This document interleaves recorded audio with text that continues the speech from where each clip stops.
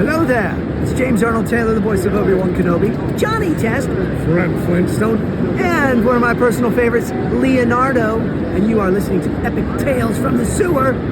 It's totally awesome, turtle power, go, go, go!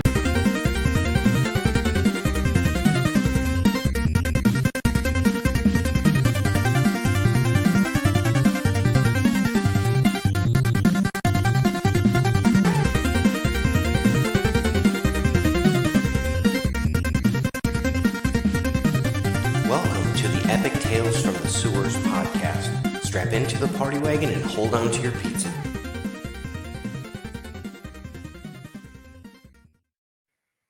All right, not bad, not bad. Theme song. Welcome back, everybody, to the Epic Tales from the Sewers podcast. I am your host, Justin. With me, as always, is my co-host, Mr. Eric Will. How you doing, buddy? I'm doing fantastic, Justin. How about yourself, sir? I'm excited, man. We got a good topic today. We got a nice guest. You excited? I am. I mean, it does have Barbarian and TMNT in the same sentence, so I'm kind of happy. Yeah, exactly. Our guest today is an art collector of a very specific type of TMNT artwork. Eric and I had the pleasure of meeting our guest at Granite State Comic-Con last year, 2023. Please welcome our guest, Mr. Josh Even. Hello. Thanks for having me. Yeah, no, we're excited. We seek out people who are interesting people to talk to within this community, and you are incredibly interesting. Your specific collection has just kind of really entranced me, and I was so glad that you actually have it collected on Comic Art Fans, where you can look at it all in a gallery. That is amazing. So it's pretty cool. Yeah, thank you. No, this is something that it's kind of taken on a life of its own. It started off fairly slow, and I don't know if we'll get into the history of sort of how this whole thing started, but literally my first question. Oh, okay. But yeah, it's interesting to be known for something. I'm not an artist, I'm not a writer, I'm just a huge fan of the Ninja Turtles and really always have been from the beginning. Nice. And it's kind of expressed itself in lots of different ways, and I've always been a collector. But this thing has been this is like the thing they're going to remember me for, like I had this idea and I'm like, I'm just going to go with it. So let's start there. What's your origin story with the Turtles? How did you get started? I was thinking as I was listening to some of your other podcasts and sort of, I knew, these questions that you ask folks. I wish I could remember exactly the moment I first picked up the first comic, but I had collected comics since I was a little kid. And I'm old, right? I was born in 76. So when I was in elementary school, I was getting comic books from, I can imagine, the grocery store, Yep. The little magazine shop that was kind of within walking distance from my house. I lived right next door to a shopping mall, so I would be walking around the mall, a latchkey kid. So I would just wander around the neighborhood. All of my friends lived in my neighborhood, and we would walk around and just kind of explore different places. But between comic books that I must have gotten at the grocery store and finding the little comic book shop, I was reading comics. And at some point in the mid 80s, I got into Ninja Turtles, and this was before the cartoon, before the toys. I'm one of those hipster Ninja Turtle fans that liked it before it was as big of a thing as it became. So nice. I remember how wild it was for me to see all of that happen when Ninja Turtles were just the thing that I liked and nobody else had ever heard of them. And I would draw them, in my notebooks at school, and was just super into it, to seeing, the commercials, the first commercials for the cartoon, and just how weird that was for me, seeing something that seemed so niche and bizarre become something really big. And then as the Ninja Turtles sort of grew in popularity, I just really held on to just the comics. I wasn't a huge fan of the cartoon. I felt like it was too kiddie, and it wasn't like the books that I had been reading, right? I mean, obviously it was going for something different. I appreciate that now, but when I was a kid, I did not like the cartoon. I watched the first couple episodes, and after the first, they had that little mini series, and the first one I thought was okay, but then it just got progressively weirder for me, and I just wasn't a big fan. I bought the first couple toys just when they came out, because again, it's like, oh my god, here's something real that exists, that represents something that I really like. But I wasn't super into the toys. I just kept reading the comics. And then, I remember I had the older comics because I was able to order out of the back of, I think it was Donatello, the mini series or the micro series had the ad for the glow in the dark t-shirt. And I have that. I still have it. I wore it all the time. It's all cracked and faded, but now I have it in a frame upstairs. I remember, seeing the not Dark Horse Comics, but Dark Horse, the gaming company, had the little pewter miniatures, and those they sold at my So I mean, I had some of those that had got chewed up and destroyed. So I was collecting whatever I could get. Like, when Palladium came out with the RPG books, I got all of those and just poured over the art, tried to play with my friends, but nobody was into it. But I just liked reading it and looking at the art.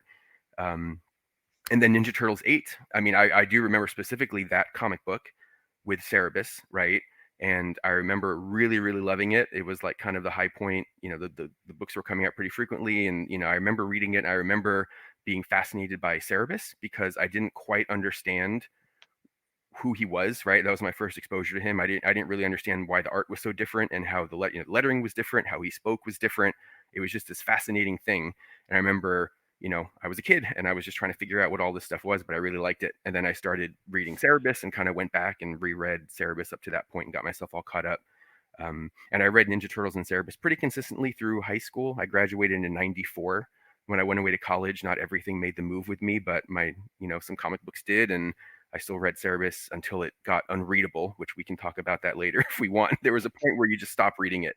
At least I did. I couldn't read it anymore. It gets very strange.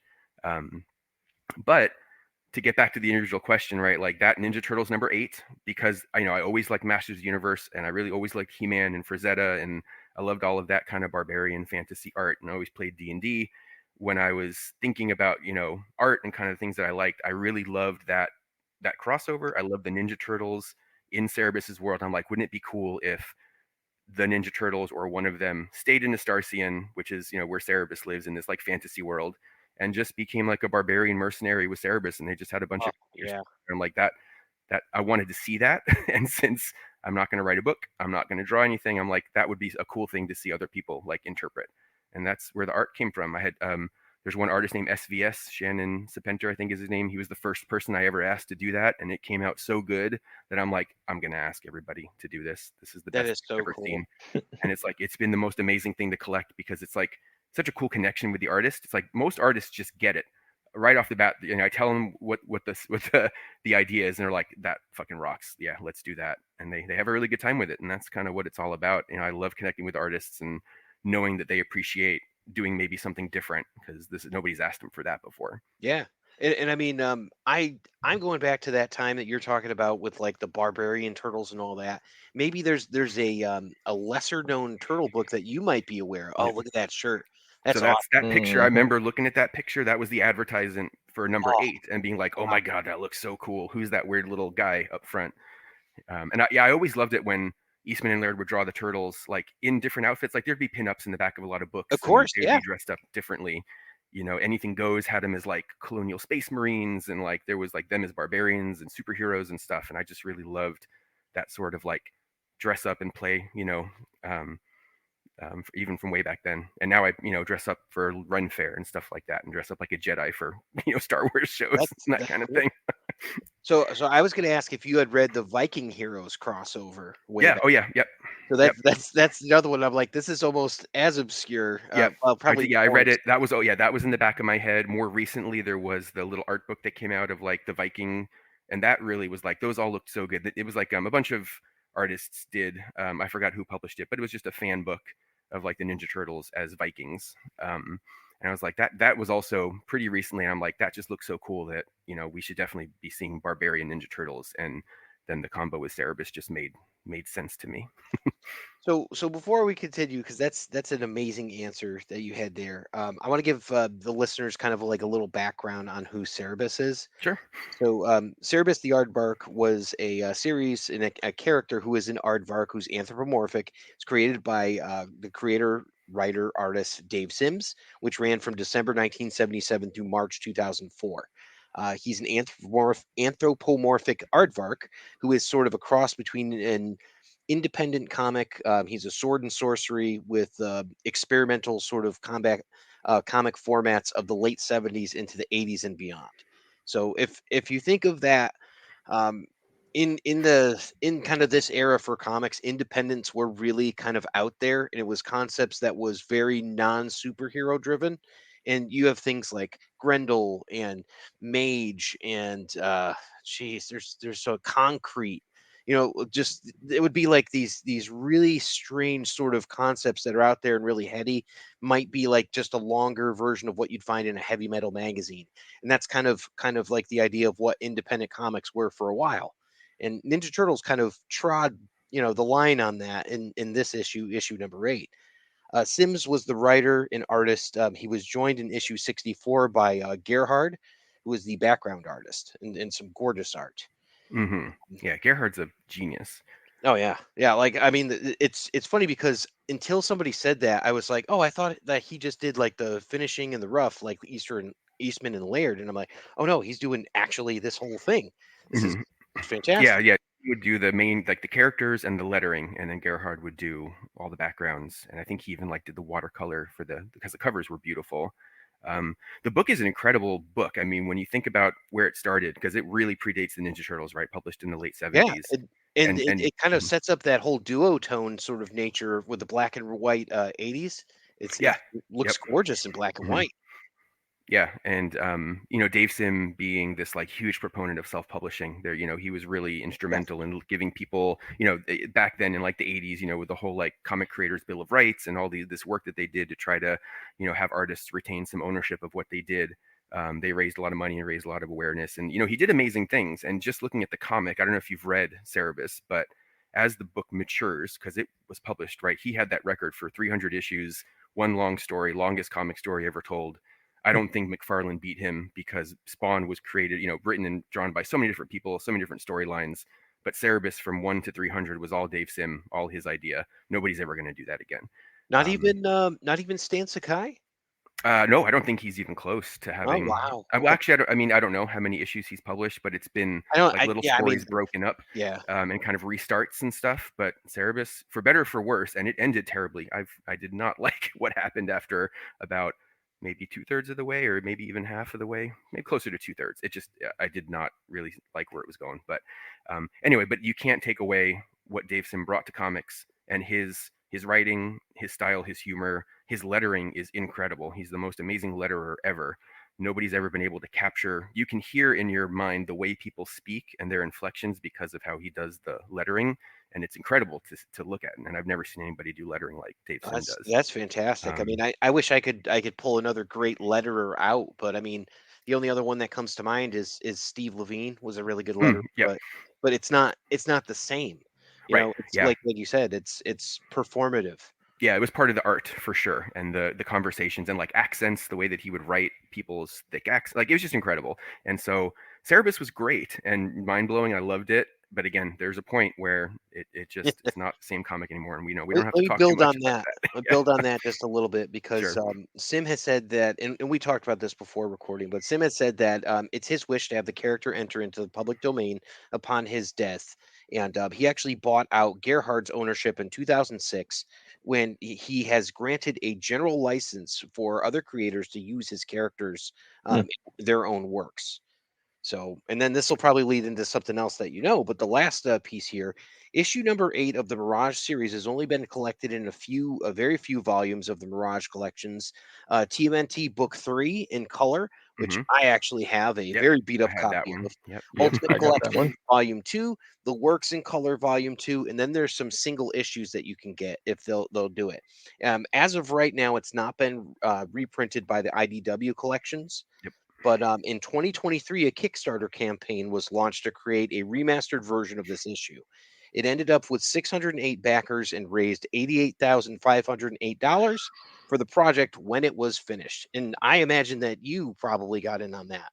Well, I helped create a lot of the variant covers. A lot of them came from my collection. So a good proportion. Yeah, I talked a lot with Waverly while they were doing it, and I helped to kind of corral the artists and reach out to them and get as many of them as we could to consent to do variant covers. And not only that, but I'm just going to grab something from over here.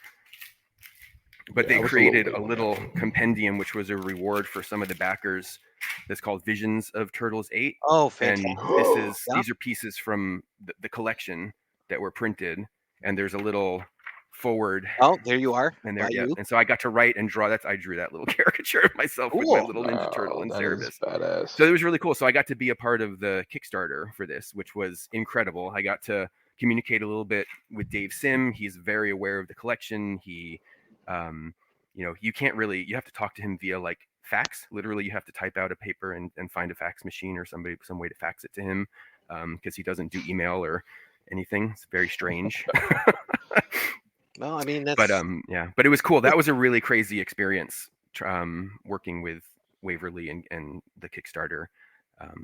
So yeah, I've got a bunch of the variant covers, and then a lot of the art, like the I don't know if you can, the Bisley back there, that was one of the covers. Insane. I saw that one. It's crazy because it has that elongated sort of snout that he had in the 70s, and yep. I Simon love that. Bisley is a trip, man. I'm guessing that you got to talk to him at least once or twice, right? No, that was all done through his rep. I never met Bisley, but if we cross paths and I see him at a convention, I'm definitely gonna be like, you did that Barbarian Turtle Cerebus piece for me. I freaking love it. You might some be of the like, artists I talked might to, be like, right? Why don't you go fuck yourself? Yep, probably. It's like, right. Thanks, Simon. Yeah, I'd be honored to, sir. Thank you. It'd be nice if he went to Granite, though. I'm surprised he's not. Yeah, maybe he'll show up. I don't know. Well, it's tough too because he does live in England, so it's. I mean, he was here for I want to say either C2E2 or what used to be Wizard World, and that's where I ran into him, and I had a good 5-second conversation until he told me where to go and all that. Nice. Like, that's yeah, but you know what? Maybe it wouldn't be worth it if he didn't tell you to fuck off. Yeah, I mean, seriously, I consider myself blessed by Lord Bisley. So. Yeah. No, he's always been one of my favorites, and I was able to get a commission from him. Really, just speaking about like reaching out to artists and stuff, like the collection really took off a lot during COVID. A lot of artists who generally wouldn't maybe do mail order commissions, now because there were no cons anymore, everybody seemed to be a little bit more open to doing it. So folks that I followed on Instagram, I would reach out to, and it seemed like a lot more people were willing to do commissions and have them mailed. Some artists were like, like Bart Sears is one of those kind of ones I talked to, and he's one of my favorites. He did this incredible piece, but it took a long time. But anyway, he told me, he's like, during COVID, I didn't know if I was ever gonna do another convention, so I just took everybody's commissions, or I just said yes to everything. So he got himself a little backed up during COVID, but a lot of artists really were great, and I was able to reach out, and I felt like I was helping to support arts and the artists during COVID, even not going to conventions, by getting these commissions done. It's probably a big deal for them because I imagine these are not cheap. So I mean, it depends. It depends on they range. There's a big range. So speaking of that range, I was going to ask kind of a sillier question, but would Jim Lee be on your your wish list for one day for a Cerebus and? And no, not with the rates, not what he's charging. Yeah, I know. No way. $20,000 a pop. Yeah, so and I'm not that big of a Jim Lee fan, and so no, he's not one that I'll tell you who I would potentially spend maybe that kind of money for is Arthur Adams, because he's my all-time favorite. Amazing. And he does great Ninja Turtles, and I've been trying to get on his list for years and years and years and have never been able to. But that's one of the big ones that I still would love to have in the collection is Arthur Adams. And at Portsmouth Minicon, I got Eastman did a couple headshots for me, so I finally got Kevin Eastman, but I don't have anything from Peter Laird. I will say this: I know you said Arthur Adams, but you did have Nick Bradshaw on there, and that was a wonderful piece. Yes, but the Nick Bradshaw was of just the Ninja Turtles. It wasn't a Barbarian Ninja Turtle Cerebus. So I still am trying to get on his commission list. That I just bought when he was selling art through his website. Okay, all right, that's still really cool. So yeah, Nick Bradshaw. Yeah, I mean he's like if I can't get Arthur Adams, maybe I can get Nick Bradshaw. I did meet Art Adams at the last con in C2E2 this year, and he seems super nice. And ever since I was a little kid, he's always been my favorite, and he's only gotten better. Awesome. I don't understand how he's getting better and better and better. There are plenty of artists who you've liked when you were a kid, and they're still doing good stuff. But Arthur Adams is he's like a god. We had like a 10-minute conversation about Barry Windsor Smith and how he didn't like it when the inker was doing his noses, so he would send his faces in pre-inked. So and all that, and we just like started talking. I'm like, this is hilarious. I'm like, this is like how the sausage is made for books back in the 80s. I'm like, this is great. Yeah, I love hearing those. I love hearing those stories. Yeah. It was pretty fun. Yeah. Who was your first commissioned artist? Who was the first one that kicked this off? I think you may have It already was SVS. His name, he goes by SVS on Instagram. Shannon Sepenter, I think his name is. And it was so good. And I'm not sure. I think what had got me thinking was I was collecting some stuff from Ciro Nieli. Oh yeah. One of my favorites, and I got him to do just a Cerebus, and the Cerebus was like just kind of rougher and more barbarian looking than sort of I think I was expecting. And I looked at, and I think when I saw that, I'm like, oh well, now I really want to see like a barbarian Ninja Turtle and this kind of like tough badass barbarian Cerebus. And then SVS was the first one that did it. You want to talk about Stereo? I mean, he absolutely read this issue because they recreated the entire episode without Cerebus. Yep. So. And it was So I like when they do that. Like I love Savanti Romero is great, and I love the storyline. And so when so those episodes of the the Nickelodeon show, I think Savanti Romero was also in the Mirage Studios produced cartoon. The 2003 series. Yeah, and so all those episodes are great. I love Renette. She's one of my favorites. So like anything that has to do with this, I'm all over. And it's just a shame that Dave Sim never licensed Cerebus to be in the Ninja Turtle cartoons or anything. Stan Sakai went along for the ride, right? And they all, they both started at the same time. So that like Trinity, that Usagi, Ninja Turtles, and Cerebus. I read a ton of Usagi Yojimbo because I also got turned on to him because of the crossovers with the Ninja Turtles, and then found out about Stan Sakai and read a bunch of, got all caught up on Usagi and read that for a really long time. I just always loved those black and white, independent, anthropomorphic, warrior characters were always my favorite. Yeah. I don't. You guys get it. we totally get it, and I wonder about that, Josh. Do you think that there's something about these anthropomorphic characters that it's easier for us to see ourselves in them? That I think 100%. And especially when you look now at like the fans of Ninja Turtles, it's a very diverse group of fans, and I really love that. It's like maybe you don't have to worry so much about representation when the main characters are green and could be anybody, and then everybody feels like that's themselves. I think for sure that's 100%. You read into it, and you're like, I'm the blue one, and Eric's like, I'm the red one. So that's yes, sir. Or me, I'm like, this is because they were black and white. There was no blue one. I'm the angry one. Same. Yeah. It just kind of depends on what issue and who's the angriest, I suppose. So But man, do you own any pages from the original issue number 8? Have you run across it? I there was a couple that came up for auction, and I did not get them. I almost thought about recently. The cover came up for sale. What? That came from, I forgot whose collection it was. It might have been Corbin, I think, owned it, and then his estate sold a bunch of stuff. And I was for a second I was thinking like, no matter what it takes, I'm going to get it because I have to have it. But then I realized that's a stupid idea, and I still have to retire someday, and I'm not going to do that, because it went for like $40-something thousand. Yeah, yeah. So it was not worth going into massive amounts of debt. But so no, I don't have any pages. I would love to own them. I have a few pages from a couple older Mirage, but not much. I kind of missed that window. I wasn't collecting a lot of art when I was younger, and I wish I had the forethought to maybe buy a couple things when prices were more reasonable. But now I've got some pages from like Tales, and I just am getting probably the best one so far and the oldest. I've just recently got a really nice page. I don't have it yet. I'm going to pick it up at Granite from number 17 of Mirage, the one that Eric Talbot did. Very nice. Leonardo, or sorry, of Michelangelo as like the Ronin with the executioner, and behind him like that. That was one of my favorite issues. Eric Talbot is my personal favorite Ninja Turtle artist, so if I can get anything by him, I'm super happy. That's a new one too, because a lot of times we'll get like folks saying it. We've had Jim Lawson before. My personal favorite's Michael Dooney. So I mean, they're all great, and I love all of them. I love Eric's style. Eric's work, you could literally tell that's his artwork from space. That's how good and different his stuff is. When you see it, you're like, oh, that's Eric Talbot, easily. Or you could go, oh, that's Kevin Eastman. Oh, that's Michael Dooney. Jim when I was a kid, I loved picking apart. I was always into the art, and I would always pick apart the differences, and I loved looking at all the different artists. And I love Michael Dooney, and he did just of them totally differently, but I really appreciated a lot of his style. And then Jim Lawson, obviously, such a huge volume of work, and I love his early stuff, and I love his stuff that he's doing now. He's fantastic. But I yeah, always say he is right behind Peter and Kevin. Jim is the most important person in the Turtles verse because he's the one that kept it going. He's yeah. the one that kept everything going, and without him, we wouldn't have had half or even 2/3 of the lore. Yeah, yeah, It's and just I so love huge. the stuff that Peter Laird and Lawson did in like the later, volumes of Ninja Turtles, the weird stuff with the Utroms coming to Earth, and I love all of that crazy, crazy sci-fi stuff that they kind of got to do when they were just doing what they liked to do.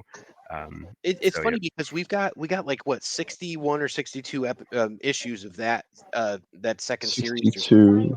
Yeah, I of 62. think volume two, yeah, and then volume volume four, two. I Oh, finally I didn't read it when it came out, but I've read it since then. I really like volume four. Volume It's 4 super being the fun. IDW. Oh, no. Volume 3 being IDW. No, volume 3 being Image. Volume 4 being the like 30 issues of Peter Laird and Jim Lawson. Okay, all right, gotcha. Yeah, Mirage because Volume 4.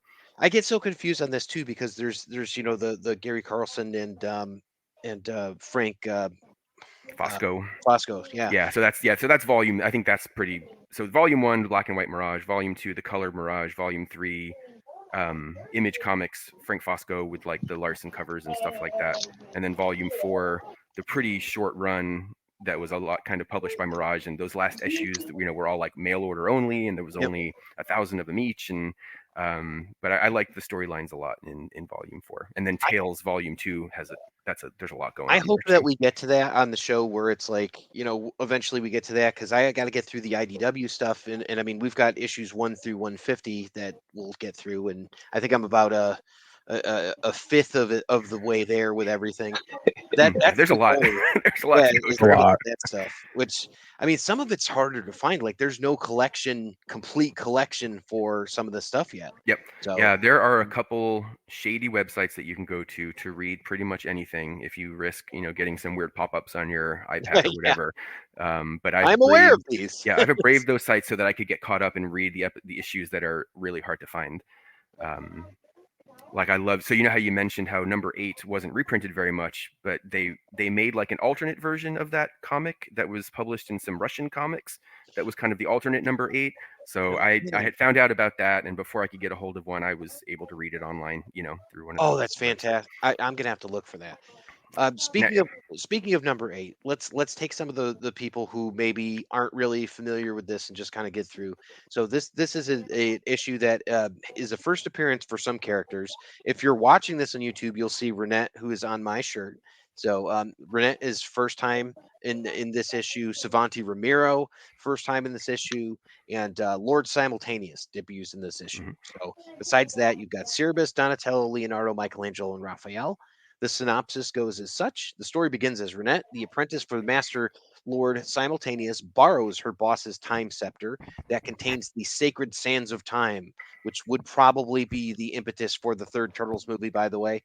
Yep, This the wand, scepter is there. Yep. it allows the wielder to be taken anywhere in time and space by merely wishing to go. Just as Renette grasps the scepter, she is discovered by Simultaneous, who is not happy with her. In fear and desperation, Renette wishes to be sent to New York City circa 1986. As the fates would have it, Renette is transported to the rooftop where the turtles are goofing around. Renette quickly makes friends with the boys when they're suddenly interrupted by an enraged Lord Simultaneous.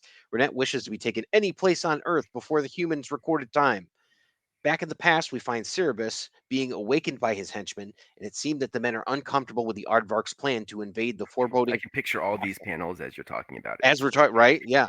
So as they announce their plan to desert him, Cerberus threatens them and tries to get back to sleep. When Renette and the turtles emerge through a portal with a flash of magical light, as the turtles struggle to their feet to see um, that within the castle, a satyr-like being awakes, alerted to their presence of the time scepter. Leo apologizes to Cerebus and crash landing in his camp, but the Aardvark is in no mood for discussions. They don't get along. As the two prepare for battle, Renette tells them to chill out and offers to explain everything. While Renette tells them the tale of why she's bouncing through time, because she was bored, basically, Savanti Romero, the satyr-like man, and his army rush out of the castle to fetch the scepter. Our heroes hear the approaching warriors too late. When they make an effort to escape, Savanti easily overcomes them with magic and takes the time scepter. The wizard and his men retreat back to the fortress and leave our heroes unconscious on the ground, which seems like a mistake, but hey, it was the 80s.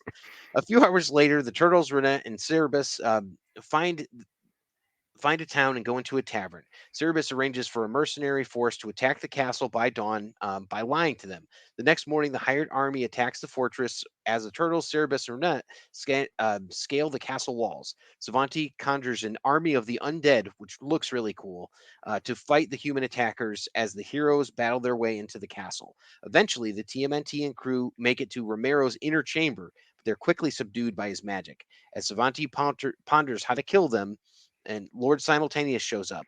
Romero casts a number of spells in order to defeat him, but all of his efforts are in vain. The Time Lord explains the scepter is old technology and then displays the new trans-temporal talisman, the digital comic quartz. It's basically a wristwatch. Simultaneous zaps Romero and then he disappears. He then sends the turtles back home and gives Cerebus the scroll that he came to the castle to get. Finally, Simultaneous returns home, where he punishes Renette by making her dust his vast library. And that is the synopsis for the Mirage issue number 8. So nicely done. Eric, have you seen that one before? Have you read it? I have not read it. I wanted to get the I have the issue, but of course, me being me, I don't. I remember you open up. showing me that you picked it up, so I know you Yeah, have. I have it. I just haven't. I haven't even read it. I haven't read a lot of the comic books. Because I don't know what it is with me. Like I just collect them. I need to read them, and especially with the new series coming up. But But I you've don't seen know. the episode from the 2012 series because you've watched the whole thing. So Yeah. Oh yeah. Absolutely. Like me and my son have absolutely watched the whole thing. He knows more about it than I do. It's absolutely insane. But yeah, I'm gonna have to read up on during this episode. I'm definitely gonna have to definitely get into it whenever I got some free time to do it. So it's exciting stuff. Like this is like an epic adventure, and I mean this came out on the like the 80s had this explosion of fantasy where it was like, oh, you're getting Lady Hawk and Conan the Barbarian and like all these Dragon Slayer. So there's like Excalibur was in 1980. So there was a yeah, whole bunch of stuff. I think they had like 2 or 3 Robin Hoods at that point. So it's like, okay, this is in the zeitgeist. Everybody's like, we're ready for some high fantasy stuff. And this would be years before we got Lord of the Rings. So we got what we got, and we had to like it. So but it's fun stuff, and I really enjoyed this aspect of them being pulled out of their element. And for me, turtles are the best when it's what do they do when they're not fighting Shredder and the Foot Clan? Like Yeah. take them there, and that's kind of what I really liked about this. Yeah, they had just gotten back from space, right? So this was another just little adventure, trying to get back to normal. This was right before then things got really serious, right? In like 9 and 10 and 11. So this was it's a great issue. I mean, obviously it's my all-time favorite. I love it. And I love the collaboration between Dave Sim and Eastman and Laird. The art is amazing. It's funny. It's It is clever. very funny. Yeah. Absolutely. And like it's just good. It was everything that I was really digging. So in '86, I was 10 years old. It was perfect for me when I was reading it. Oh yeah, no, yeah, absolutely. And let's see, I had some pieces of trivia here, and just some interesting parts about this. Dave Sim was well known in the comics community, and at this time there was a Marvel comic event called Inferno, and there was a character who was a purple demon Yeah, named Sim. Yeah, that And came out. That's quite a bit later. Yeah, oh, but was it? I thought it was 86, 87. was So it? Was it that? Because it, I remember reading that too, and that was that thing. You bring that up, but I remember seeing that and being like, "Wait a second, he's yeah, got the yeah, little black, like vest on. He's got a big long tail and kind of fat feet, and it's like S''YM, and yep. I got the joke. And so yeah, whenever that was, it was hilarious. It was That was fantastic. Chris Claremont's Yeah. homage to Dave Sim because Yep. of And all the things that yeah, amazing Mark Silvestri artwork. oh Those yeah, are great books. so good. And not even just that, but you also had Walt Simonson doing it, Hmm. and I mean that's where I first got into the X-Men too. Yeah. Was So that 86? Yeah. Okay. I mean, I think it was. that's I'm not incredible. 100%, but I know it was pre-Fall of the Mutants. I think so. If you're an X-Men Yeah. fan like I am, but So, Cerebus the Aardvark is a character created by Dave Sim, as we've discussed. This story follows the Michelangelo Micro Series #1, and they all have many smaller adventures in between the story, and it continues in Donatello Micro Series #1. So it's kind of in between Michelangelo and Donatello. That's kind of the chronological order of this. Mm-hmm. So the Turtles will meet Cerebus again, non-canonically, in Miami Mice #4. They'll appear alongside him again canonically in the Savage Dragon #41, but that story is later declared non-canon. Non-canon in Image because the Turtles didn't end up being mainstream in Image Comics. So that's I've never read that book. Now I have to go try to find that. oh, that would be Did Eric Savage Larson Dragon. do the? Yes, was it Yeah, Savage Dragon 41? you bet. All right, I got to find that now. Yeah, it'll be easy to find. So he's also crossed over with Hellboy too. So that would be a cool one for the Turtles. Savanti Romero and Renette return in Tales of the TMNT Volume 1, Issue #7. So they'll be back in that one. That's one of the ones that Josh was talking about.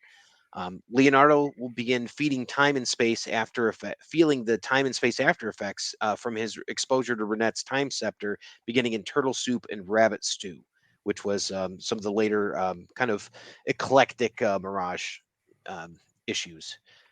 And this one's for all the horror fans out there. Savanti Romero's name is a play on horror film creators George A. Romero, Night of the Living Dead, Dawn of the Dead, Day of the Dead, and Tom Savini, the special effects artist. In fact, Savanti is even misspelled Savini on page 19 of the book. So I don't know if anybody caught that one. So. Yeah, and I think Renette was named after somebody's girlfriend. One of the Mirage guys. That is, or somebody named Renette. Yeah. I'll have to look at that. An alternate Cerebus-free first encounter with Renette titled "The Paradox of Chudovsky" was written by Stephen Murphy and drawn by Jim Lawson in 2007 at the behest of Peter Laird, as he believed David Sim would not permit Mirage to reprint the issue. Sim ended up giving Mirage permission, and TMNT #8 was included in the 2009 publication. The TMNT collected book volume 1, thus making need for Murphy Lawson's version obsolete. Steve Murphy, if our listeners remember, is the scribe who did the Turtles Adventures book.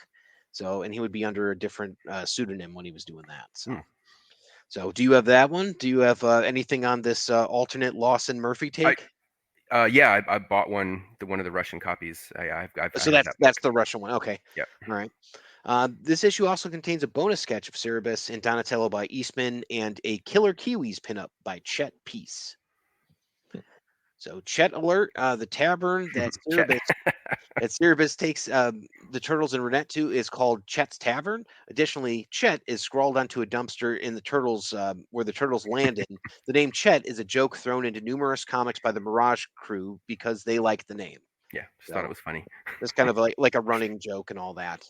The issue was originally supposed to be a backup story by Ryan Brown, Rion 2990, but the complications delayed it until TMNT Volume 1, #9, and it wound up not being published there either. So who knows if that's still out there, but yeah, I don't know. This was originally supposed to contain that backup story, I should say.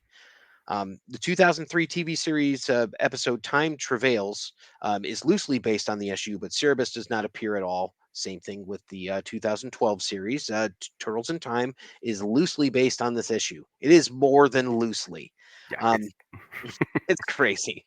Renette's outfit is blue in the first printing, but in her second printing, the outfit is red. Yeah, which she's always wearing blue. I don't like this red. Yeah, it causes a fair amount of outrage. So anyone who got the NECA figure with her, there was a variant of it that was blue. It was only offered through Walmart, and you could get it that way. And I have just the red version, which is still great. It's just the blue is best. Yes, so. I had to track down that. You had to go find one of those little it was a weird thing. You had to buy that little tag, and you had to go online, and they would ship it out to you. What a mess. I hate those. Yeah, it was crazy. I think I ended up getting one for my buddy Todd and for his birthday because he was an absolute purist when it comes to this. And I mean, it had to have the blue one. So shout out to Todd. Enjoy your blue one. Yeah, and the fact that they made a Savanti Romero, that NECA made one of those, that just blows my mind. Still, I can't believe it. It's. I'm glad that they did, and I'm waiting for the announcement that they're gonna get us a complete Carnage because that's the next one that we need. So.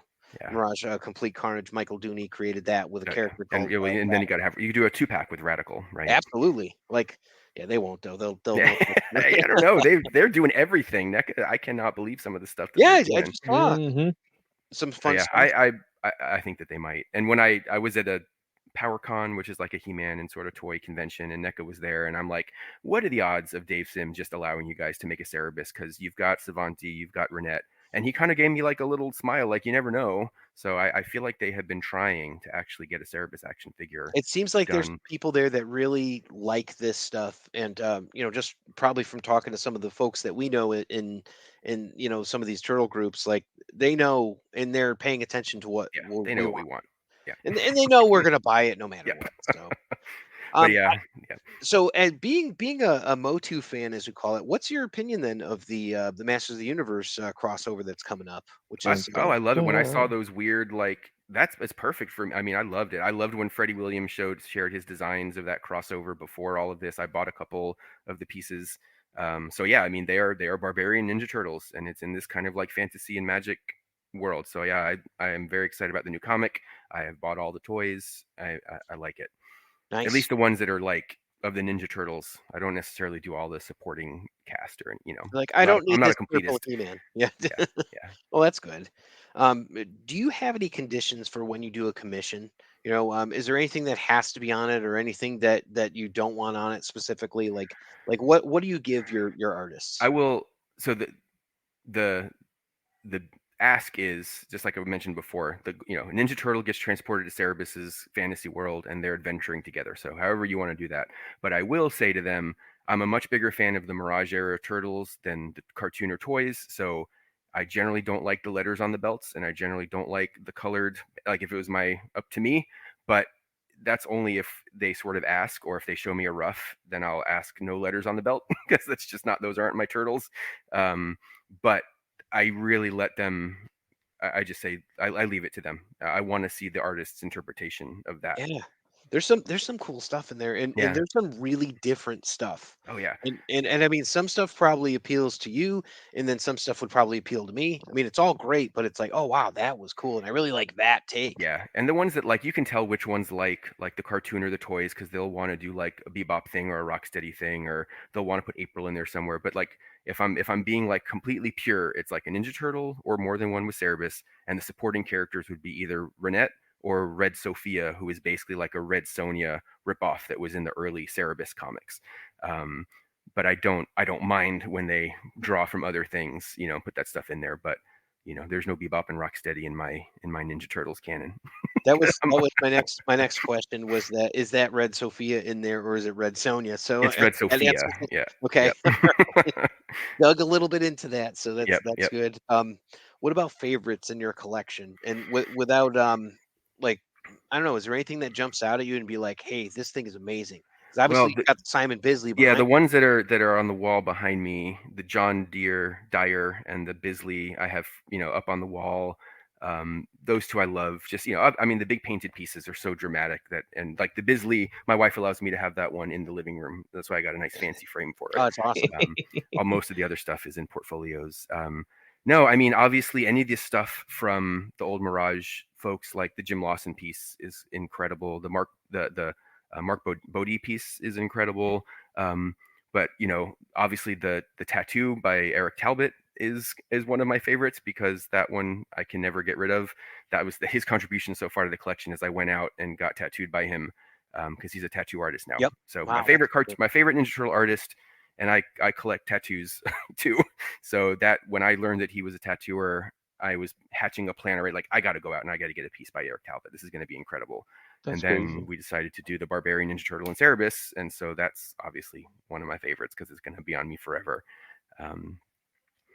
It's hard for me to pick favorites. I do like it when artists that aren't known for doing Ninja Turtles, and like a lot of like fantasy artists, like maybe Conan artists, like Rob De La Torre, who's doing Conan books now, who's basically like the second coming of John Buscema. He did this crazy piece that's just so different and interesting, the SVS piece, because it was the first. I love any of the pieces that got turned into covers, like the Cyranielli piece is amazing. Yeah. Yeah, I have too many. I don't have favorites. I love them all for, it's like your kids or my dogs, right? I love them all for I different like reasons. one of the first things that got me into the Kickstarter was that Brooks had done some of the art for the Kickstarter, and just looking at it, I'm like, I know that. I have a Hellboy that he did like in 2017 or something like that, and I'm like, oh my god, like I got this for $75 back in the day. I'm like, I can't even imagine that now. Yeah. I mean, yeah, so many good artists, and that's the thing. Like, basically, if I artists that I pay attention to on Instagram, if they have opportunities for commissions, I'm asking anybody I think I to saw contribute to Jared this. Cullum in there, and I was like, oh wow. Yeah. Oh yeah. Yep. He did. Yeah. Really great stuff. Yeah. I love them all. I mean, obviously, and there's too many to talk about. There's now absolutely. there's hundreds of them now. So they're all on. I've got them. I've got a Facebook page where I share sort of my latest scans, and I post on my Instagram. But I have the Comic Art Fans, which I keep updated. I mean, I'm just kind of going through now. It's the let's see. I don't know. There's too many. There's too many. I know there's too many. I was going to ask you about this because you talked about this before. You recently got a chance to go to the Portsmouth Minicon. I Can you did. talk Yeah. about your experience there and just it was kind of incredible. what you got done? Yeah, that was incredible. I mean, that was one of those things that, like, you knew the 40th was coming. I already had sort of made plans to go to Granite, and then when they said that this Portsmouth Minicon was happening, I was like, I definitely have to be there. And one of the things, I'll tell you the sort of whole story of how I planned to do this. One of the things I loved, and because I used to read Comic Buyer's Guide when I was a kid, right? The newspaper. Yes. And I would just pour over that stuff. And I love the old ads for Ninja Turtles that showed up in there. And I was, I don't know if you can imagine or remember the ad for the first comic before it came out. It was like April of '84 in Comic Buyer's Guide, a full page ad. And it's a great ad. It's got the comic book cover in the middle and like some panels from the comic on the outside. And on the bottom, it's got this little like, hey, coming to Portsmouth Minicon, May whatever 1984, come and get your Ninja Turtles comics, only $2, or you can mail away.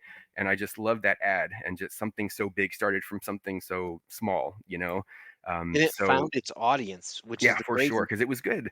But when I had this idea, of making basically a frame for my Ninja Turtles #1 that recreated the ad, so that instead of that black and white picture of the cover, the actual cover of the comic would poke through. And I got a mat made, and I had a wood burning artist create all the little wood tiles around it. And I brought the mat with me, and I had all the original Mirage guys sign the outside of the mat. So that's what I carried with me to Portsmouth. I'll grab it because I've got it right here. This is insane because I've seen this.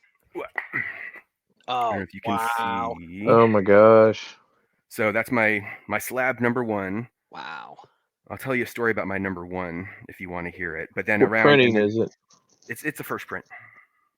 Oh my gosh, what's the grade on it? 9.4. Wow. Oh my gosh. So it's a retirement. Yeah. One of my diversified. I love that piece. I am freaking. Oh my god. So it's, I have an issue 1, but it's only the second print. So yeah. So I got everybody. The only person who, because he didn't show up, unfortunately, I don't have AC Farley. Yep. Is the one Mirage guy that I still want to get. And we hope that he decides to come to Granite this year. Yep. I do text him every now and then. So yeah, if I hear, I mean, I'm thinking about maybe I'll bring it with me, because I have another one that I'm delivering to Jim Lawson because he really, really liked it. And so he's getting one of these. So I may bring it just in case somebody shows up, and I can add another autograph to it. Because I tried to keep it just to the Mirage Studios original kind of folks. You've met a lot of artists, right? Like I imagine met, and correct me if I'm wrong here, if I'm off base, but is Jim Lawson not the nicest person? He's the nicest guy in the world. He takes it to like this other level. You're like, I did not expect him to be that generous. Yeah, he looks at you like you've known him your whole life, and he's a beautiful, beautiful human being. Yeah, they're all the Mirage guys. Oh yeah. It was so nice. I mean, that was what was so cool about the Minicon, is that it was just Ninja Turtles, and there were so many of those heroes of mine, right? I mean, going back to when I was a kid, so the artists that were there, everybody who contributed, and just getting to just kind of, it's small, so you can kind of chit chat with folks and you can hang out, and getting them, they all loved this. They were so happy that I brought it around. They signed it. We took pictures with it. and meeting other fans, obviously, that Ninja Turtles is really important, and fans from different eras. Like, that's the coolest thing, is that my favorite Ninja Turtles are not necessarily somebody else's favorite Ninja Turtles, but we all have a really good time when we're together, just just enjoying all of it. It's hard for a fandom to do that, especially with something like Star Wars or even like Spider-Man, Avengers, like all that. You've all got your kind of continuities and such, and they tend to like we're just going to reboot it. With Turtles, it's like every time you do it, it's completely different. You'll always have a city at war story. You'll always have, this is what happens with the they always go to Northampton. Like, you got to always go to Northampton. They have to, like there's always this kind of stuff, but every time it's different, and maybe like the really different takes some people don't get into, like Rise, because they didn't quite get there yet. But Rise fans are just as valid as everybody else. Yeah, and I tried watching Rise. I didn't make it very far. I tried to just sort of keep up with it, but I appreciate it for what it is, The movie and was I'm really good. happy they keep making it. That movie was good. The Rise movie. Yeah, with Casey Jones. I love Mutant Mayhem. I don't even care. I freaking love it. Mutant Mayhem was fantastic. Yeah, I loved it. So good. Yeah. Well, Mutant Mayhem. Yeah, that's the whole thing. But people had a problem with that too, because it was a different take on it. Yeah. But I loved it. I really enjoyed it. So I'm looking forward to the new show. Yeah. The it's all Mutant Mayhem was a little sketchy because Seth Rogen was doing it, and I mean, when you think of Seth Rogen, you think about Knocked Up, Sausage Party, stuff like that. I don't ever think about Sausage Party, not ever, and I've seen it. Yeah. I mean, you think about movies like him and like his background and all this other stuff, and I'm not gonna lie, the first time I seen the little snippet, the little picture of them, I'm like. It's weird looking. It looks a little weird. And after Preacher came out too, I know there was a lot of people that were like, "Well, this isn't anything like the comic." What about that? But then you've got The Boys and Invincible that come out and really knock it out of the park. I was confident that he was going to do a good job. So I actually thought that he might go a little far based on what was in Invincible and The Boys, but. But it was good. I think that it's good. It's stylish. It's got its own style, so you can tell that Bebop or that Rocksteady from any other version. And you know that. Yeah, so. It was just fun. It was a fun movie. I loved it. I laughed. I just really enjoyed it. I thought the voice actors, had such a great chemistry, and they just sounded like they were having such a good time that I couldn't help but be like, I get it. Like I really enjoyed it, and I love that they recreated it for new audiences. Yeah. It's great. Yeah, there's not that many properties that have the legs that Ninja Turtle has, and they've been so well able to, just reinvent it for new generations. It's great.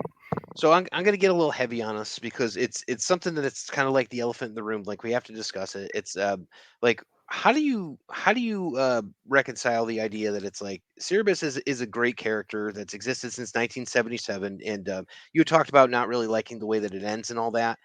Dave Sim has been kind of like a problematic character in comics and stuff like that for some of the things that he said. I mean, notable as kind of like he went through a period of I don't want to say misogyny, but I'll say like straight up like women hating. Yeah. It was like really kind of crazy. Like how do you deal with that as a fan of this and all that? So I try to just remain a fan of the comics, and it's kind of, look, I feel I'm very fortunate that I am able to do this. I have the the privilege of being able to look at this thing through rose-colored glasses and just sort of focus on the stuff that I like. But I am fully aware that not everybody has that same relationship with the character and the history, and I get that, and I totally respect it. But I do try to separate the art from the artist, and what Dave Sim sort of did in his later career, where the book went and where especially he went.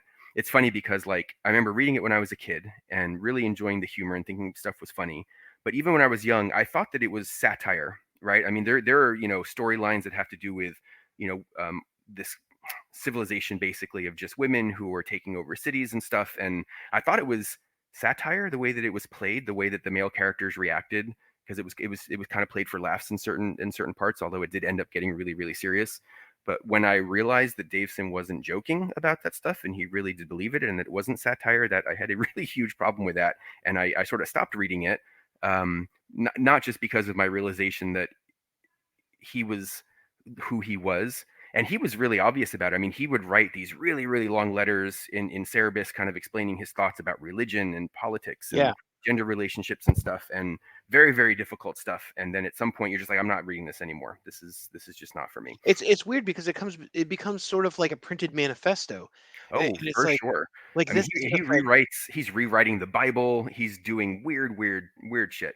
And then he ended up becoming like, I know that he had issues with untreated mental illness because he had like these mental breakdowns and was in a hospital, from what I understand. He ended up moving out into like literally the middle of nowhere with like no internet connection, a phone line, and a fax machine is how he communicated with the outside world, becoming like this like ascetic who basically like starved himself and just did nothing but write about religion and his thoughts on the universe and men and women and all this really, really kind of sick stuff.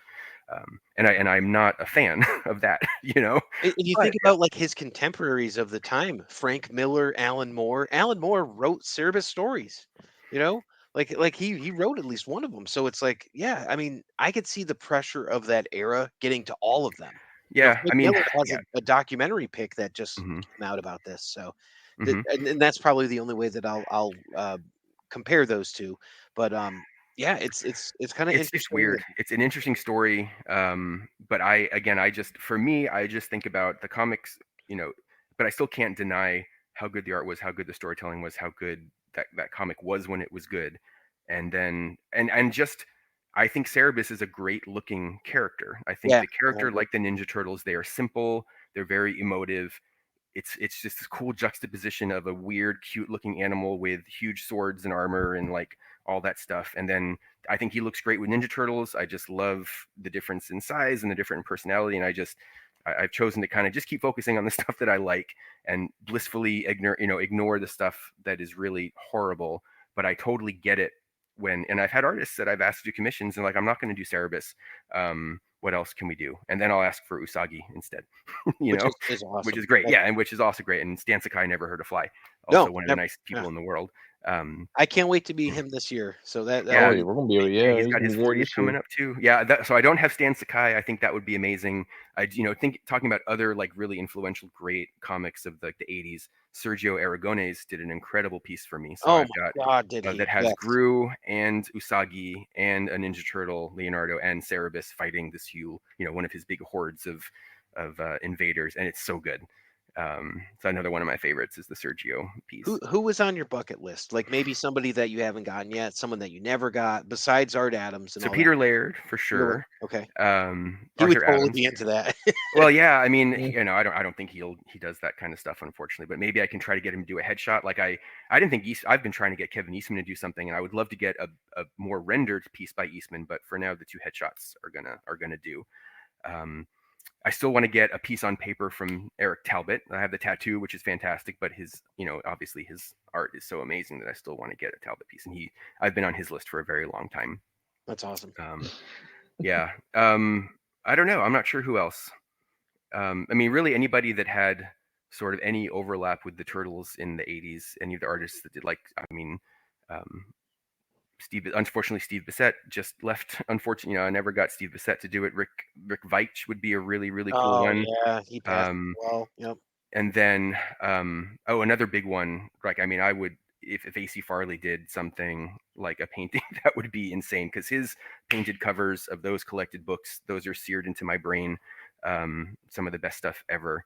I tell people that maybe 1989 Mirage calendar, if you remember that. Yeah. Oh, yeah. That is what made me love art, like just art as a general, like color, composition, everything. And a huge part of that is AC Farley's work. Oh, yeah. Like, those covers. The way he did Splinter, the way he did the Turtles, like sitting in the forest with like the traditional Japanese hats on and stuff. I'm like, the cover was incredible. Yeah, so good. I have actually a poster of his hanging up right above my wall. So, cool stuff.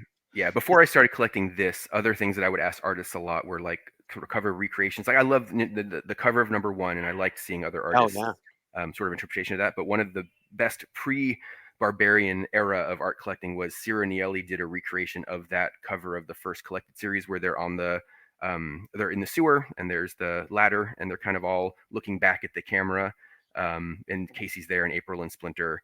The first collected issue, that AC Farley painting. And so Ciro did this incredible piece of his turtles, recreating that, and that's one of my favorites. It's gorgeous. I hope that he makes it out this year. I don't know if he's. Oh yeah, I would love to meet him. I've talked to him, emailed and just kind of messaged and stuff. Because I've got a few pieces by him, and I love all of his. He did so many great like homages to like Mirage era covers, with his Ninja Turtles, like the one where they're fighting the Triceratons in the arena. Such great stuff. I love his stuff. That's so cool. When it comes to other characters and all that, we talked a little bit about Usagi and all that. Have you considered any other characters that you would add into something like another Vikingized version of another character, maybe, or Barbarianized, I should say? Yeah, no, I mean, I'm open to other folks making it in to the to the cut, but like, to me, this is kind of like I got this like little storyline in my head, and this is what it is. I mean, I do collect other art, other characters that I collect. I mean, I really like Colossus is my favorite X-Men, so I sometimes will get pieces of Colossus. I really love Lobo, crazy 90s Lobo, DC Comics Lobo, and then Beta Ray Bill. I saw that big omnibus that came out, the big I need to get one. that. I need to get that. I was thinking that. I was like, oh man, Lobo's awesome, and then Beta Ray Bill is another one of my just favorite characters, and I love seeing artists' interpretation of Beta Ray Bill. Now I know why you and I have that same shirt. So that turtle store, that makes sense. Yeah, that's really cool. That's awesome, man. So in terms of this, we're gonna have a link to your comic art fans up there, so we can send people there to go take a look. Cool, I saw there was like 344 entries or something and I went through every single one just looking at them. I'm like, oh my god, this is great. And that's just one gallery. There's other galleries too, right? So that's just the Barbarian Ninja Turtle and Cerebus, and then there's a whole gallery of just Ninja Turtle and Cerebus and Usagi and other sort of Ninja Turtle related things that aren't the Barbarianized. So I've just scratched the surface, is what you're saying. Yep. Ooh, and then I've got a bunch of Conan stuff, a bunch of He-Man stuff, and then a bunch of just like other superhero stuff. There's a lot. I've been collecting art since I was a kid. I mean, some of my earliest pieces, I'm one of those. It's like, I remember when I was a kid, you go to a comic convention and Arthur Adams would just draw a headshot for free on a backing board. Oh, and I have this old Colossus that he did for me in like 1992. I've got this, Walt Simonson Thor that he did for me for free. Like, I was a kid just hanging out with artists. I have this amazing Mark Silvestri Colossus that he did for me.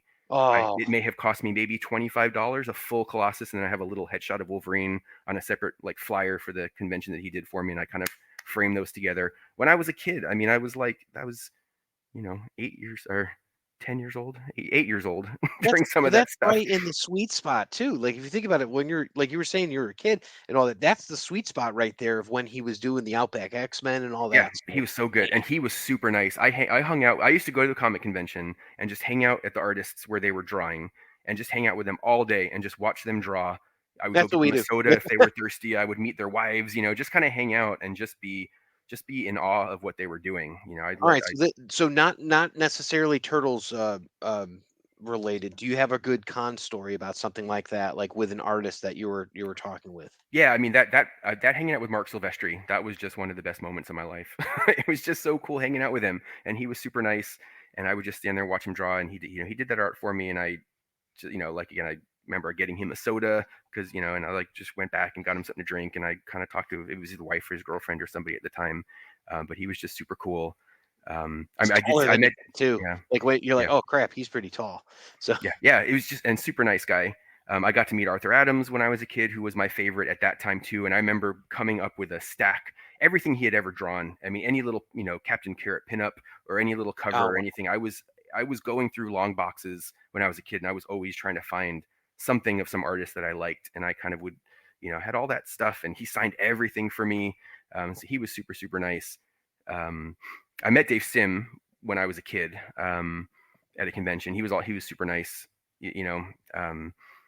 I never met, when I was a kid, I never got to meet Eastman and Laird. I'd never met Eastman until Minicon last year, or a couple months ago. It's the first time I ever met him. No kidding. Eastman. Wow. Just never, I was in Florida when I was a kid, and then I was in Portland, Oregon, when I started after school, when I started practicing, and he was never at a convention when I was anywhere nearby.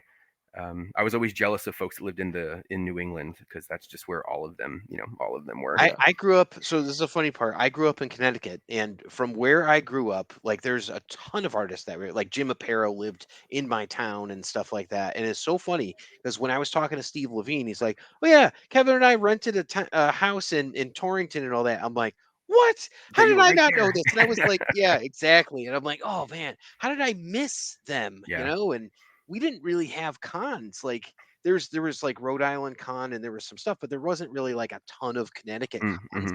So I think everything was like Massachusetts, New Hampshire area, kind of like that. So yeah, I mean, you just had to get lucky. I mean, I was really fortunate that where I lived in Miami, we had, in the late 80s, early 90s, some really great artists came through. This one it's like a Howard Johnson's convention center was right kind of down the street from where I lived. And, we would go to conventions every year, and there would always be somebody incredible. Was there like Matt Wagner, Evan Yorkin?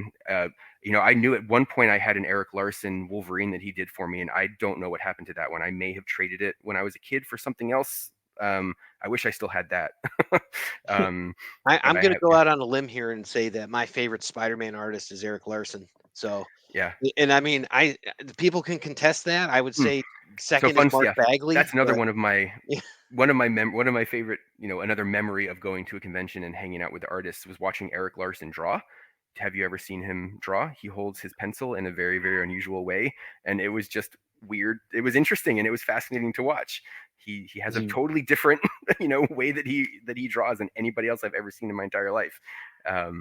So if you've never seen him draw, I don't know if he still draws that way, but it was really cool to watch. Is he righty or lefty?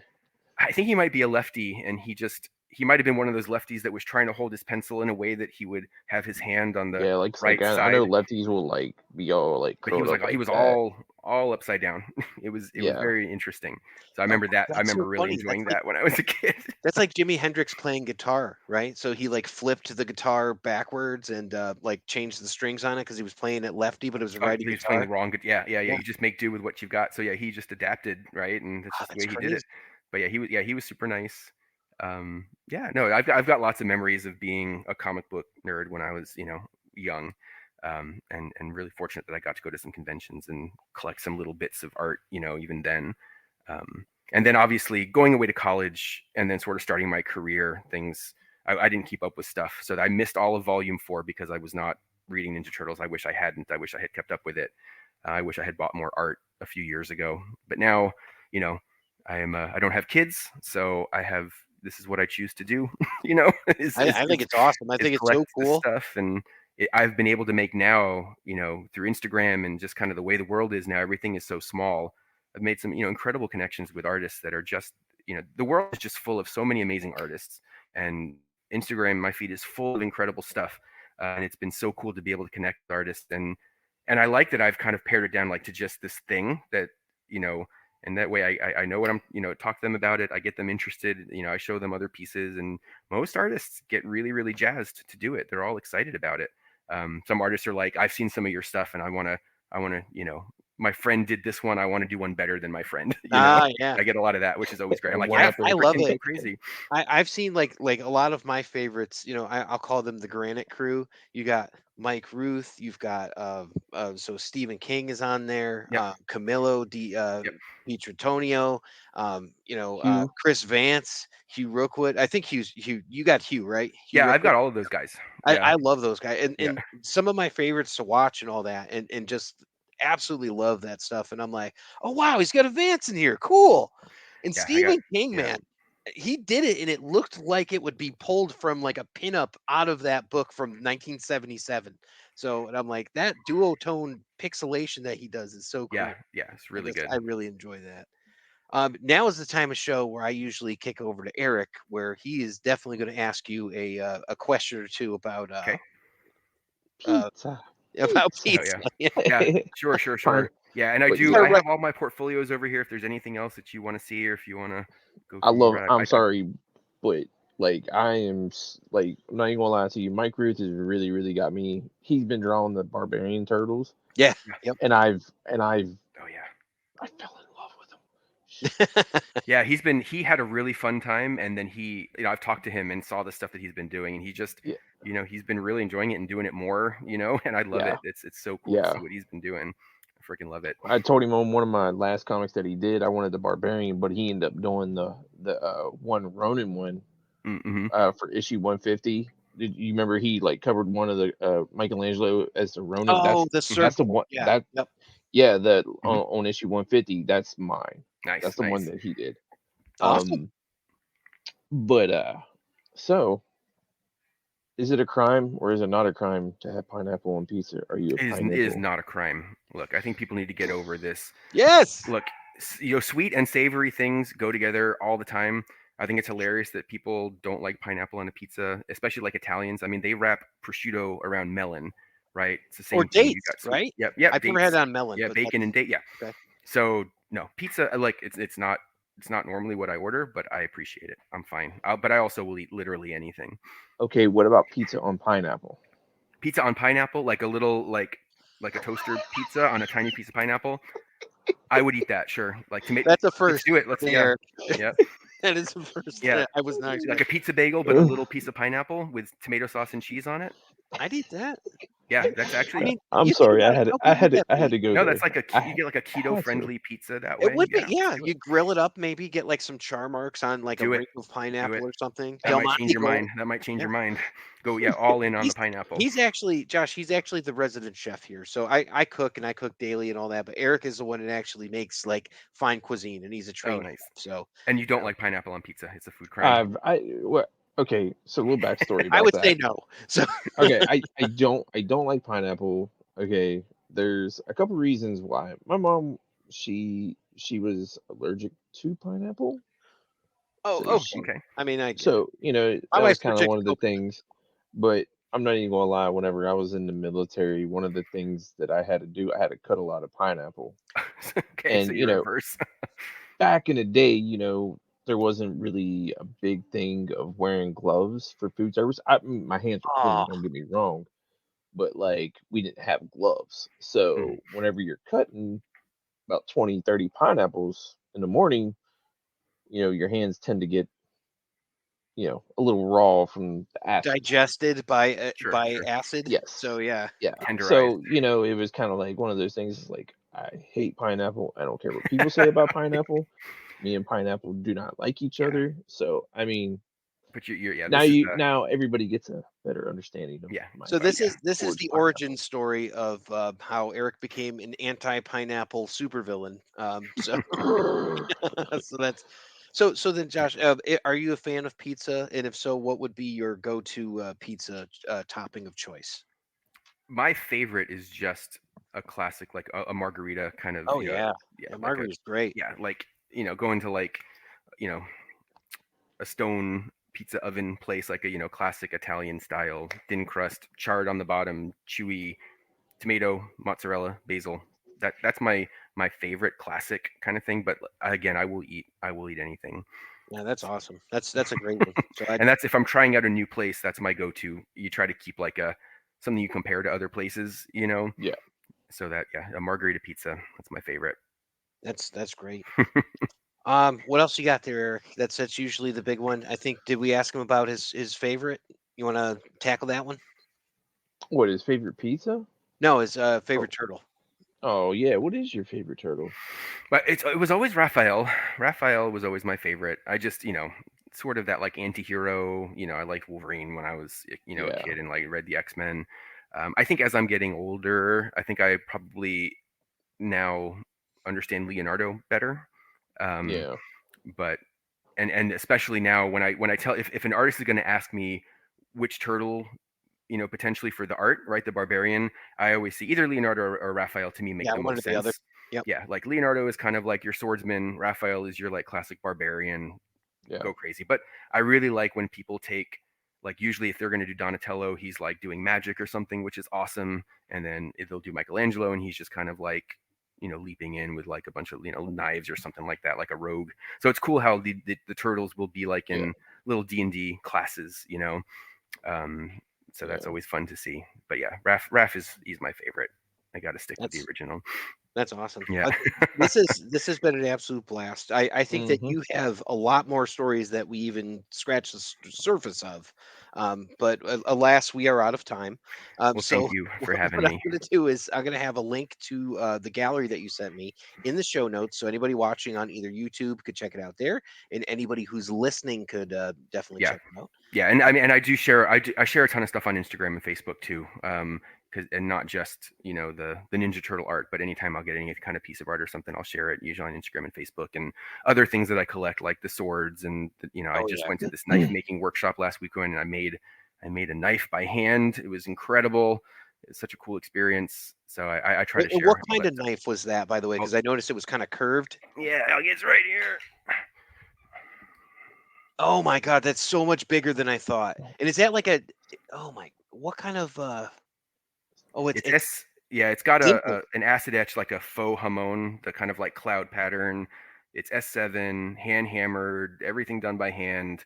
Cut the scales, did the brass inlay, did all the scalloping. Like, it was just an incredible experience to work in it. I went to a place, it's called Angel Sword, is the forge. They sell incredible stuff at like Ren fairs and stuff, and they put on this 2-day knife making workshop where we got to work with their folks and do this thing start to finish, and it was such a cool experience. Now you've got to get that knife put into one of your commissions. Yeah, there you go. I don't know. I put myself in one commission. I asked Tim Odland. Do you know him? He did a great piece, and he was running some special. He was trying to do some commissions, and for whatever reason, I ended up getting another one through him, and I actually put myself in that one wearing my like Ren Fair outfit with the sword that I had made. So I am a character in the Barbarian Ninja Turtle and Cerebus storyline somewhere. Wow. That one was kind of fun. It's the only time I ever did that, and I'm not sure what led me to ask him to do that, but I think I had just put this outfit together, and I was really proud of my armor and everything for my Ren Fair stuff, and I'm like, I want to hang out with Raph and Cerebus. Yeah, dude. Yeah. Damn. Yeah. Well, we will we'll end here. So all the folks who are listening, be sure to stay tuned for our pizza recipe of the day, and I'll probably find something interesting, maybe another margarita type pizza. But we want to thank Josh for joining us, Eric and myself. Josh, where can folks find you on Instagram? So Joshua Evan, JOSHUAEVEN on Instagram, and just my first and last name on Facebook, Joshua EVEN. And then the link to my comic arts fan gallery where there is everything's posted there. And it's good stuff. I enjoy it. I enjoy looking at this stuff all the time. It's been an amazing way to connect with other fans and the artists and stuff, and become a tiny piece of TMNT history. I never thought that I'd be here now. It's awesome, man. And thanks for sharing with us the Portsmouth Minicon story and the picture, because that's so cool. I love that thing. Yeah, it's so great. God. All right, folks, we'll be right back. That was like one of those lifetime achievements that I unlocked. Oh yeah, like you said, it's great. Retirement account. So yeah, maybe. Yeah, and I'll tell you my other Ninja Turtle #1 story sometime. All right, we'll look forward to that, and we'll probably catch up with you at Granite. So I'll see you guys in a couple months now. Yeah, we'll bid you adieu. All right, have a great evening, guys. Thank you so much. I had a blast. It's pizza time. And now, in a segment that we call Pizza Time, where we discuss any Teenage Mutant Ninja Turtle or pizza-related food, I give you Pizza Time. And now, for your pizza recipe of the day, Quattro Stagioni Pizzas.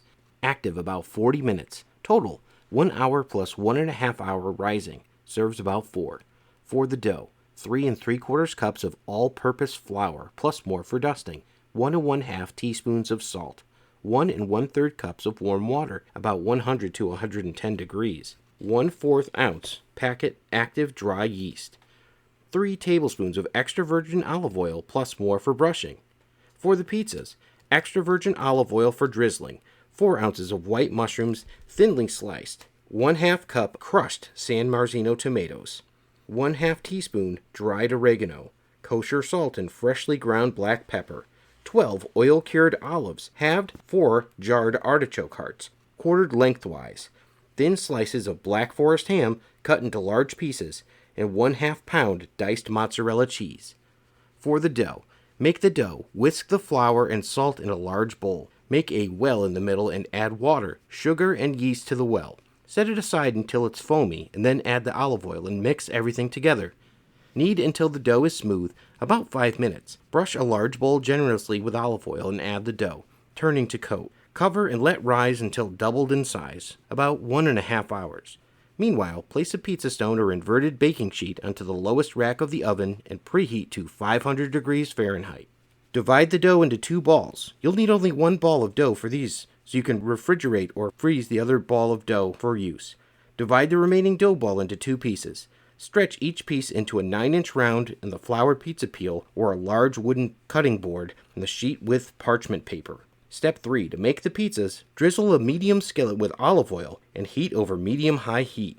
Add the mushrooms to cook, stirring until wilted and golden, about 5 minutes. Top each dough round with the tomatoes, the oregano, season with salt and pepper, and drizzle with olive oil. Slide the pizzas onto a hot stone and bake until the crust is golden, about 15 minutes. Step 4. Top the pizzas with the olives, artichoke hearts, ham, and sautéed mushrooms in 4 sections. Sprinkle the mozzarella, return the pizzas to the oven, and bake until the cheese melts, about 5 minutes.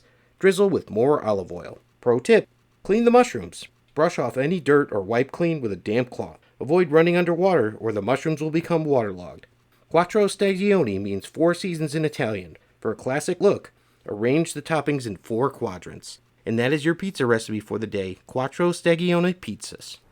Cowabunga, dudes! Thank you for listening to the Epic Tales from the Sewers podcast.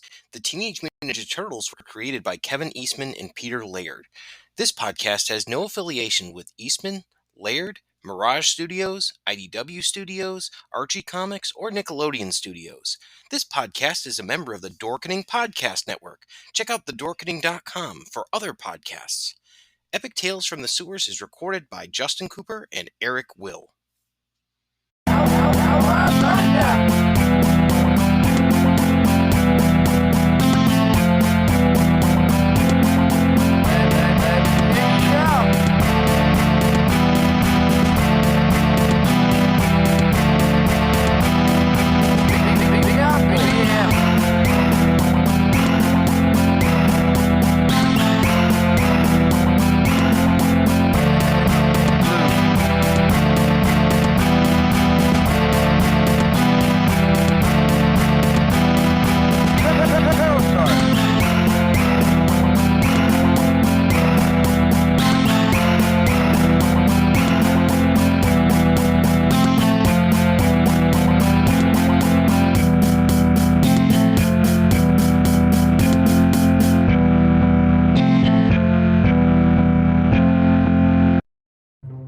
Everyone thinks because you're a zombie, you don't know good coffee. Well, they're wrong. We have very active lifestyles. It's not all wandering the countryside aimlessly or scaring passing motorists. And we all love a good cup of joe. And there's only one brew that gets my seal of approval. Deadly Grounds coffee is my guilty pleasure. Bold, robust, delicious. It's coffee that can wake the dead. With over a dozen different roasts and flavors, Deadly Grounds can satisfy the most finicky of coffee addicts. The aroma is so intoxicating. It brings all of my neighbors out of the woodwork. Deadly Grounds coffee. Coffee to die for and zombie approved. It's good to get a little deadly.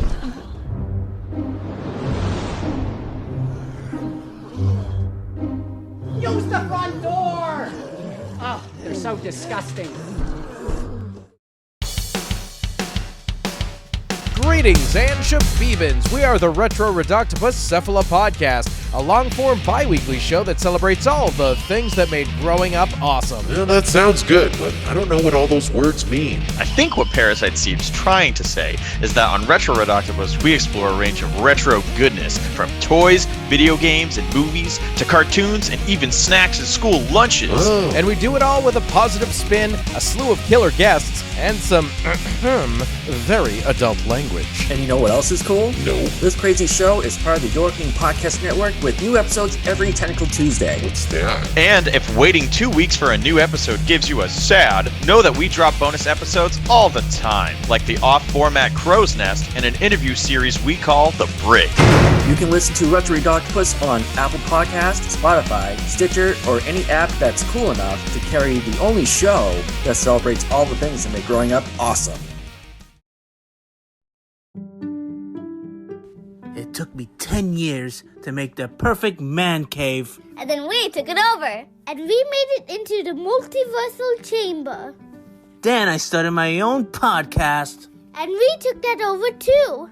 And we're the co-hosts, the Multiverse Kids. Yeah, and I'm the dad, the geeky dad. And every week, we what? We review the movies, shows, and books, games, and toys. Yeah, and sometimes we even have a special guest. So, join us every week on the Geeky Dad Podcast. Hello, intrepid listeners. This is the Generation Playlist Podcast, a podcast about music where we are your guides through a particular group or artist. We talk about the music, and then we make a customized playlist to share with you, our listeners. And you can check us out wherever you listen to podcasts and find our playlists on Spotify.